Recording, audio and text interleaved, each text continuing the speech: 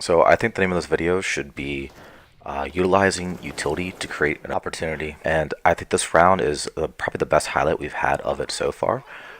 Let's just go ahead and pause it here. So right now we're into a 2v2. We both have very low health. And we have two flashbangs left over and one Molotov. But this is how we should be playing, is this flash goes out and this peek is taken here by Inori. So we have a little bit more aggressive angle and one player playing passively, just throwing the utility. So this person gets the initial pick, but his attention is now focused solely onto truck. There's a smoke up. The only thing he's aiming at is going to, or fork. The only thing he's aiming at here is fork. So when we swing wide like this, especially at your health, that's a free instant kill. We've taken this round and put it from 2v1 down into two 1v1s, and you'll see how this does wind up playing out in the favor of the CT. He heard the flashbang hit the wall and he turned from it knowing the peak was coming. This would be another example of using utility to create an opportunity. So as we see here, Nori has a smoke down for highway. That's two players isolated behind the smoke. And eventually I'm going to push through that, but we're a little bit too passive here. Traditionally in a 3v2, we need to go aggressive to get the initial pick, and I think we kind of just missed the opportunity. I think this has been 100% after sight here, but we died with two mollies and one flashbang. We could have tried to have flashed one player to go take a peek on the truck to see if anyone's out there, and we could have put into a 2v2 situation.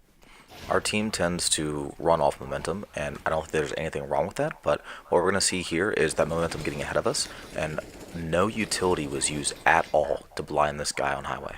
So the thing that really got me about this round was the fact that we were relying more so upon our aggression and momentum and timing the person rather than actually playing proper Counter-Strike. And I think that we should go back to basics and start playing things more appropriately. When we got 3K'd here in mid by one player, we had 7 flashbangs. We died with 5 of them.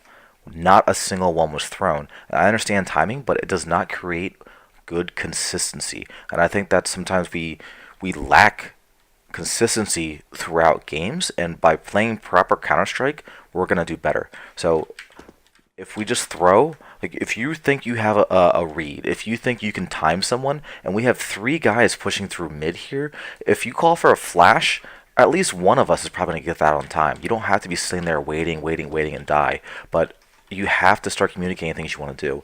So here I made quite a few mistakes. I did try to use utility to make an opening, but I did so when I was the only person on B, so this here was a huge fail. But you also notice the hesitation where I was a little bit too afraid to commit fully to the peak.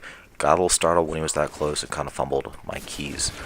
If we do use a flash, don't be afraid to peek off the top of it. Even in death, the amount of information we can get and gather from it will be worthwhile. So don't waste the utility, don't waste a flashbang. If you're going to do something, wholeheartedly commit to it.